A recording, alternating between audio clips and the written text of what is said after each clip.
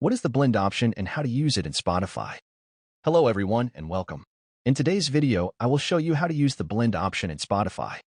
In addition to a lot of long plays, Spotify also offers that you can create blend lists with your friends or use already existing ones that have been created according to your taste. If you are a person who enjoys music and you want to share that taste with your friends, stay until the end and find out how you can achieve it. We will open Spotify.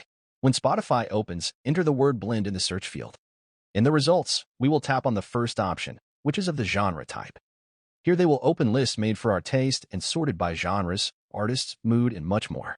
You can tap on one and listen to music selected according to your taste. Another very good thing with this option is that we can make our own playlists and invite our friends to join.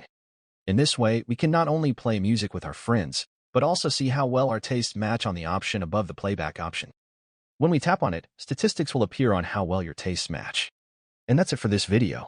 If you found this tutorial helpful, don't forget to give it a thumbs up, subscribe for more Spotify tips, and hit that notification bell so you know